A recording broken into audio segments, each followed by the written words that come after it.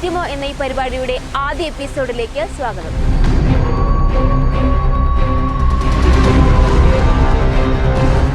ഭൂമി ഉണ്ടായ കാലം മുതൽ തന്നെ ഒരു സൂപ്പർ നാച്ചുറൽ ഫോഴ്സാണ് നമ്മുടെ പ്രപഞ്ചത്തെ നിയന്ത്രിക്കുന്നത്.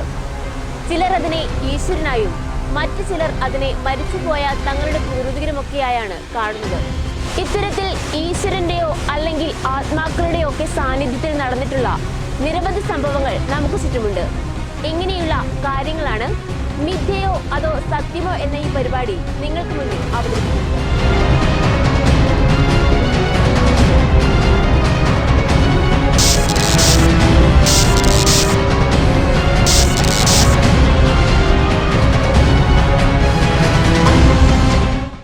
വിശ്വാസത്തെ തേടിയുള്ള യാത്രയിൽ ഞങ്ങൾ എത്തിച്ചേർന്നത് ബളാൽ എന്ന സ്ഥലത്താണ്.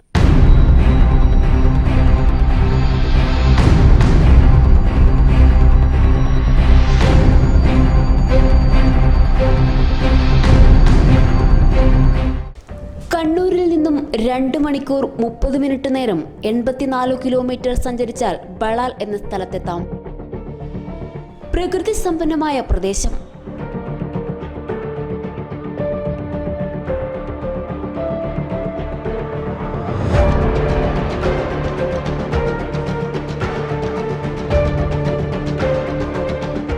ദേശവാസികളുടെ നന്മയാർന്ന പെരുമാറ്റം കൊണ്ട് വ്യത്യസ്തപ്പെട്ടിരിക്കുന്ന നാട്.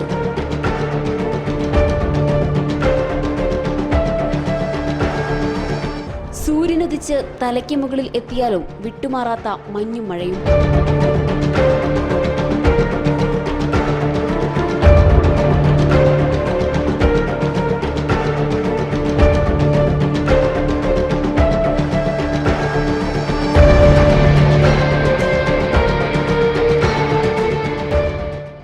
നാട് മുഴുവൻ ഒരു വിശ്വാസത്തെ ആരാധിക്കുന്നുവെന്ന കേട്ടുകേൾവിയാണ് ഞങ്ങളെ ബളാലിലേക്ക് എത്തിച്ചത്. ഇവിടെ ദേവമാതാ സെന്ററിനെ കുറിച്ചും പാറയിൽ അൽഫോൺസയെ കുറിച്ചും അറിയാത്തവർ ചുരുക്കം.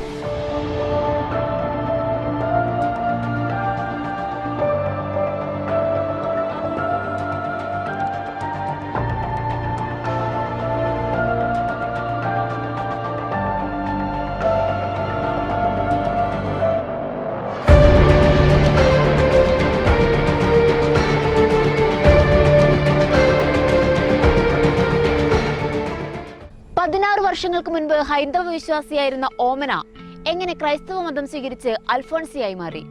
പറയാനുള്ള 22 വർഷം മുമ്പ് ഞാൻ ഹൈന്ദവ വിശ്വാസത്തിലുണ്ടായിരുന്നു, ആ കുടുംബത്തിലുണ്ടായിരുന്ന ആളാണ്. 22 വർഷമായിട്ട് വിശ്വാസത്തിലേക്ക് വന്നത് ഒത്തിരി അത്ഭുതങ്ങളും അടയാളങ്ങളും ഞങ്ങളുടെ ജീവിതത്തിലേക്ക് തന്നിട്ടാണ് ഞങ്ങളിങ്ങനെ വന്നത്. ദുഃഖങ്ങളും ദുരിതങ്ങളും ഓമനയെ വേട്ടയാടി.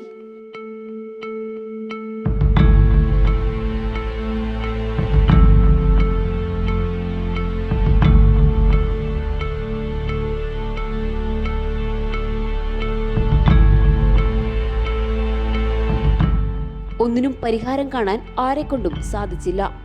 ഒടുവിലാണ് ഓമന അടുക്കളക്കണ്ടം ആശ്രമത്തിൽ എത്തുന്നത്. ഇവിടെ വെച്ച് പ്രാർത്ഥനയ്ക്കിടയിലാണ് ഓമനയുടെ ഭർത്താവിന്റെ ഇരു കണ്ണുകൾക്കും കാഴ്ച ലഭിക്കുന്നത്. അവസാനം ഞങ്ങൾ ഡിവൈനിലേക്കാണ് പോയത്. ഡിവൈനിൽ പോയി ആദ്യം പള്ളിയിൽ പോയത് ഇവിടെ ഒരു അടുക്കളക്കണ്ടം ആശ്രമമുണ്ട്. ആ ആശ്രമത്തിൽ പോയിട്ട് എൻ്റെ ഭർത്താവിന് 2 കണ്ണിനും കാഴ്ചയില്ലായിരുന്നു. 2 കണ്ണിനും കാഴ്ചയില്ലാതെ ആശ്രമത്തിൽ പോയിരുന്ന് പ്രാർത്ഥിക്കുന്ന സമയത്ത് സക്രാരിയിൽ എഴുന്നള്ളിച്ച് വെച്ച ഈശോയുടെ മുമ്പിൽ നിന്ന് അച്ഛൻ ആൾക്കാരെ നിന്നോട് വിളിച്ചു പറഞ്ഞു, ഒരു ഹൈന്ദവ സഹോദരന് 2 കണ്ണിനും കാഴ്ചയില്ലാതെ പ്രാർത്ഥിക്കുന്നുണ്ട്, ഈശോ ആ മകനെ തൊടുന്നുണ്ട്, മകന് കണ്ണിന് കാഴ്ച കൊടുക്കുന്നുണ്ടെന്ന്. ഞങ്ങളാരും പറഞ്ഞില്ലായിരുന്നു അച്ഛനോട് പോയിട്ട് കണ്ണിന് കാഴ്ചയില്ല പ്രാർത്ഥിക്കണം എന്നൊന്നും ഞങ്ങൾ പറഞ്ഞിട്ടില്ല. പക്ഷേ അച്ഛൻ അവിടുന്ന് വിളിച്ചു പറഞ്ഞു, ചേട്ടൻ പുറത്തോട്ടിറങ്ങി ഒരു വെള്ളം കുടിക്കാനായിട്ട് ഒരു പരവേശം പോലെ വന്നിട്ട് വെള്ളം കുടിക്കാനായിട്ട് ഇറങ്ങിപ്പോയി. തിരിച്ചു വരുമ്പോഴത്തേക്കും ചേട്ടൻ്റെ കണ്ണിന് 2നും കാഴ്ചയുണ്ട്.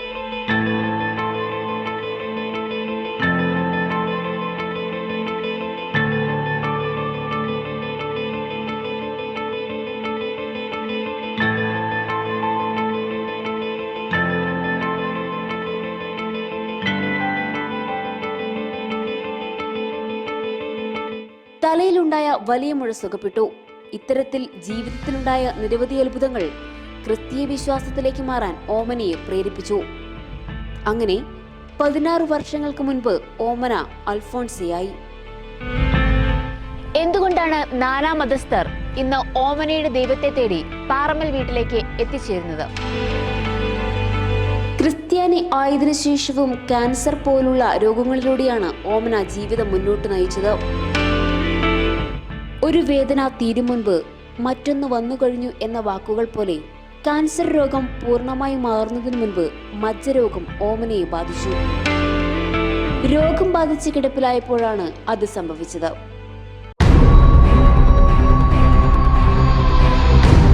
പാറയിൽ അൽഫോൺസ എന്ന ഓമന സുഖമില്ലാതെ വീട്ടിൽ നാളുകളായി കിടപ്പിലായിരുന്നു. ഒരു ദിവസം പുറത്തുനിന്ന് എന്തോ ശബ്ദം കേട്ട് ഇറങ്ങി വന്നപ്പോൾ ചട്ടയും മുണ്ടും ധരിച്ച ഒരു വൃദ്ധ വാതിൽക്കൽ നിൽക്കുന്നത് കണ്ടു. തന്നെ കണ്ടപ്പോൾ രോഗവിവരം ചോദിക്കുകയും കുഴമ്പോ തൈലമോ ഉണ്ടെങ്കിൽ എടുത്തുകൊണ്ടുവരാൻ പറയുകയും ചെയ്തു. വീട്ടിൽ മുൻപ് വാങ്ങിവെച്ചിരുന്ന കുഴമ്പുകുപ്പി വൃദ്ധയുടെ കയ്യിൽ കൊടുത്തപ്പോൾ അതിൽ നിന്ന് കുറച്ചെടുത്ത് തന്റെ ശരീരത്തിൽ പുരട്ടി.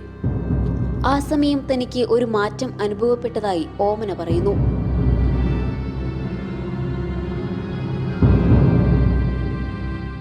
മയക്കത്തിൽ ആരോ എന്നെ വന്ന് വിളിക്കുന്ന ഒരവസ്ഥയാണ് എനിക്ക് കേട്ടത്. അപ്പോൾ ആദ്യം ഞാനതൊന്നും കണക്കാക്കിയില്ല. ഞാൻ പിന്നെ വിചാരിച്ചു എന്നെ മോനെന്ന് വിളിച്ചപ്പോൾ ഞാൻ ഓർത്ത് എൻ്റെ വീട്ടിൽ നിന്ന് ആരെങ്കിലും എന്നെ കാണാൻ വന്നായിരിക്കും എന്നാണ് ഞാൻ വിചാരിച്ചേ. അപ്പം 2-3 പ്രാവശ്യം വിളിച്ചപ്പോൾ വിളി അടുത്തടുത്ത് വരിക. അടുത്തടുത്ത് വിളി വന്നപ്പോഴത്തേക്കും ഞാൻ എഴുന്നേറ്റ് പിടിച്ച് ഞാൻ എഴുന്നേറ്റ് ഇരുന്നപ്പോഴത്തേക്കും ഒരു അമ്മച്ചി എൻ്റെ മുമ്പിൽ നിൽക്കുന്നത് എനിക്ക് കാണാൻ പറ്റിയത്. ഇതിന് അമ്മച്ചി പറഞ്ഞു, എനിക്ക് താടിയെല്ലാം ഭയങ്കര നീരാണ്, മേല് മുഴുവനും നീരാണ്. അപ്പം നീരായിട്ടൊരവസ്ഥയിലായിരുന്നപ്പോൾ അമ്മച്ചി പറഞ്ഞു, കുഴമ്പ് എണ്ണയുണ്ട് എടുത്തുകൊണ്ട് പോകാൻ മോളെ, ഞാൻ പുരട്ടി തരാമെന്ന് പറഞ്ഞ് ഞാൻ എൻ്റെ അടുത്ത് തന്നെ എനിക്ക് വേദനയ്ക്ക് പുരട്ടുന്ന ഒരു കുഴമ്പുണ്ടായിരുന്നു. വഴിയോരത്ത് നിന്നൊക്കാണ്ട് പണ്ടെങ്ങാണ്ടോ മേടിച്ചൊരു കുഴമ്പ്. അതിൻ്റെ കുപ്പിയെടുത്ത് ഞാൻ അമ്മച്ചിയുടെ കൈ കൊടുത്തു. അമ്മച്ചി ആ കുഴമ്പ് എൻ്റെ ഈ കൈ എനിക്ക് പൊങ്ങുകയില്ലായിരുന്നു. ഇവിടുന്ന് ഈ എല്ലിൻ്റെ ഉള്ളിൽ ഈ മജ്ജ തീർന്നു പോകുന്നതുകൊണ്ട് എനിക്ക് കൈ പൊക്കാൻ മേലാത്ത അവസ്ഥയായിരുന്നു. ഈ കയ്യെ തന്നെ അമ്മച്ചി ഈ കുഴമ്പിൻ്റെ കുപ്പിക്കുള്ളിലേക്ക് കൈവിരലിട്ടിട്ട് എനിക്കിവിടെ ഒന്ന് തൊട്ട് തന്നതേ ഉള്ളൂ. തൊട്ടിട്ട് ആ കുപ്പി എൻ്റെ കയ്യിലേക്ക് തന്നെ അമ്മ ഏൽപ്പിച്ചു. അമ്മയ്ക്ക് ഞാൻ നിന്ന് എൻ്റെ അടുത്ത് ഇരുന്ന സമയത്ത് അവിടെ തന്നെ അടുത്ത് ഒരു കസേരയുണ്ടായിരുന്നു. അമ്മച്ചിക്ക് ഇരിക്കാൻ ഇട്ട് കൊടുത്തു. അമ്മച്ചി എന്തിനാ വന്നേ അമ്മച്ചി എന്ന് ചോദിച്ചപ്പോൾ എനിക്ക് എന്നെ പുരട്ടിയപ്പോഴേ എനിക്ക് നല്ലൊരു അനുഭവം ഉണ്ടായത്. പെട്ടെന്ന് ഒരു അഭിഷേകം എൻ്റെ ശരീരത്തിലേക്ക് വന്ന പോലെ എനിക്ക് തോന്നി. എന്തിനാണ് വന്നതെന്ന് വൃദ്ധയോട് ചോദിച്ചപ്പോൾ നേർച്ചയ്ക്കായി വന്നതാണെന്ന് പറഞ്ഞു. കുഴമ്പുകുപ്പി അകത്ത് വെച്ച് പൈസയുമായി പുറത്തു വന്നപ്പോൾ വൃദ്ധയെ അവിടെ കാണാൻ കഴിഞ്ഞില്ല. ഓമന അടുത്ത വീട്ടിൽ പോയി അന്വേഷിച്ചു. എങ്കിലും എവിടെയും അങ്ങനെയൊരു വൃദ്ധയെ കണ്ടതായി ആർക്കും അറിവില്ല.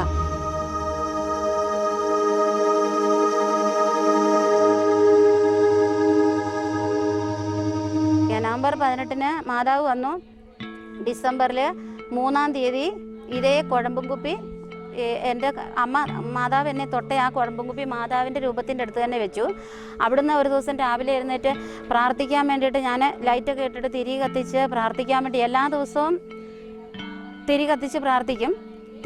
ഞാൻ പ്രാർത്ഥിക്കാൻ വേണ്ടിയിട്ട് തിരി കത്തിക്കുന്ന സമയത്ത് ഈ കാലിക്കുപ്പിക്കകത്ത് നിന്ന് കുഴമ്പെടുക്കുന്ന കണ്ടു. അമ്മ എന്നെ പുരട്ടി അതേ കുഴമ്പ് പിന്നെ അധികം അതിനകത്ത് ഇല്ലായിരുന്നു.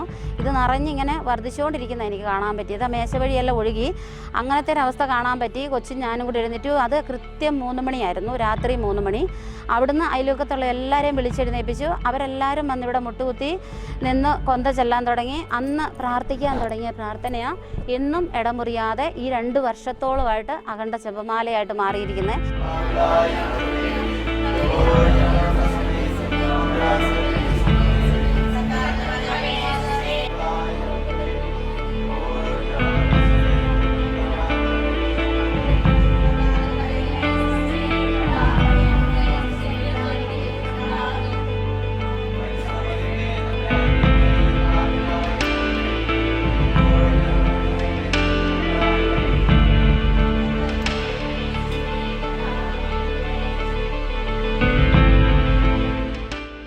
ഈ അത്ഭുതം ഇന്നും ഇവിടെ തുടർന്നുകൊണ്ടേയിരിക്കുന്നു. നാനാജാതി മതസ്ഥരായ എല്ലാവരും മാതാവിനെ പ്രാർത്ഥിക്കുവാനും ഈ അത്ഭുത എണ്ണ വാങ്ങിക്കാനുമായി ഇവിടെ എത്തിച്ചേരുന്നു.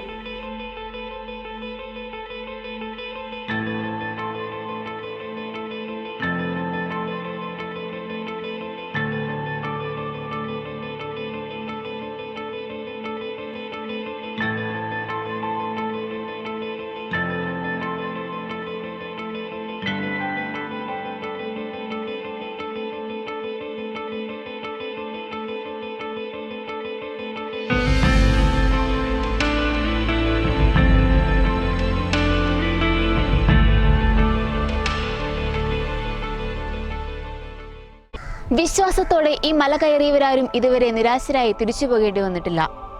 അവിശ്വാസത്തോടെ വന്ന് വിശ്വാസികളായി മടങ്ങിയവരും മാറാ രോഗങ്ങളിൽ നിന്നും മുക്തി നേടിയവരും ഏറെ. ബളാലിനടുത്തുള്ള വെള്ളരിക്കുണ്ടിലെ വർക്കിയുടെ വീട്ടിലും മാതാവിന്റെ അത്ഭുത എണ്ണ നിറഞ്ഞൊഴുകി.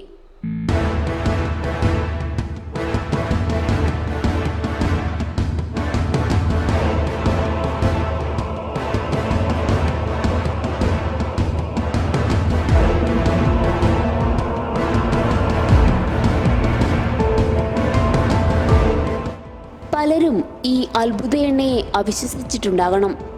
അതുകൊണ്ട് തന്നെയാവും ഞങ്ങൾ ചെന്നപ്പോൾ മാതാവിന്റെ ആ കൊച്ചുരൂപം അവർ ഞങ്ങളെയും ഉയർത്തിക്കാട്ടിയത്.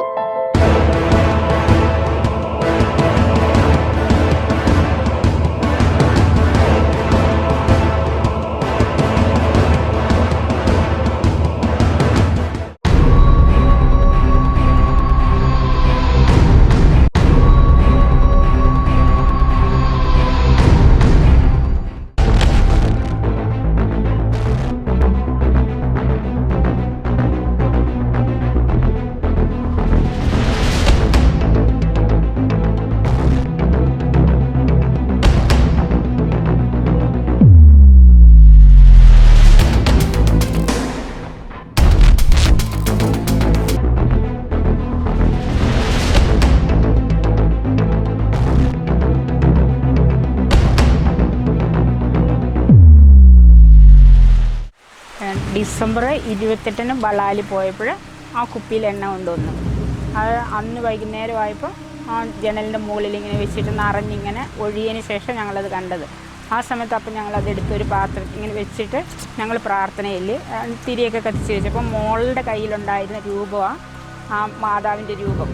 ആ രൂപം മോളെപ്പോഴും പഠിക്കുന്ന സമയത്തും ഒക്കെ ഇങ്ങനെ കയ്യിലിങ്ങനെ വെച്ചുകൊണ്ടിരുന്ന ഒരു രൂപമായിരുന്നു. അവളെ എപ്പോഴും എഴുതുകയോ പഠിക്കുകയൊക്കെ ചെയ്യുന്ന സമയത്തൊക്കെ ഇങ്ങനെ അവളുടെ കയ്യിലുണ്ടായിരുന്നു ആ രൂപം. അത് കഴിഞ്ഞിട്ട് ഞങ്ങൾ പ്രാർത്ഥനയൊക്കെ ചെല്ലിയ സമയത്ത് ആ എണ്ണ പിന്നെ വർദ്ധിച്ചൊന്നുമില്ല. പിറ്റേ ദിവസം ഞങ്ങളതെടുത്ത് അവിടെ വെച്ചു. കഴിഞ്ഞ് ഡിസംബർ 31 മോളുടെ ആ രൂപം എടുത്ത സമയത്ത് സ്കൂളിൽ പോയ സമയത്ത് ആ രൂപം ഇങ്ങനെ രാവിലെ തേച്ചിട്ട് അവളിങ്ങനെ വെച്ചിട്ട് പോയി. തിരിച്ച് വൈകിട്ട് വന്ന സമയത്ത് അവൾ കുളിയെല്ലാം കഴിഞ്ഞ് പഠിക്കാനായിട്ട് പുസ്തകം എടുത്ത സമയത്ത് ഈ രൂപം എടുത്തപ്പോൾ ആ രൂപത്തിൽ നിന്ന് ഇങ്ങനെ നെയ്യ് പറ്റി മോളുടെ കയ്യിൽ. അങ്ങനെ ആദ്യമായിട്ട് ഞങ്ങൾ രൂപത്തിൽ നിന്ന് ഇങ്ങനെ നെയ്യ് വരുന്നത് കണ്ടത്.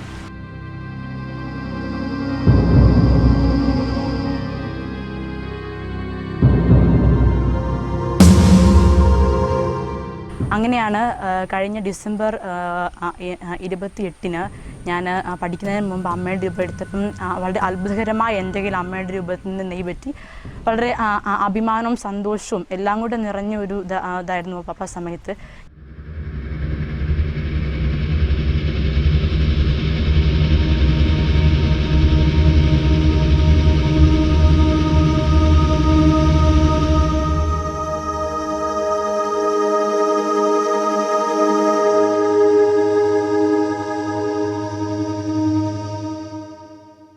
വിശ്വാസത്തെ തേടിയുള്ള യാത്രയിൽ ഞങ്ങൾക്ക് പറയാനുള്ളത് ഈ കഥയാണ്.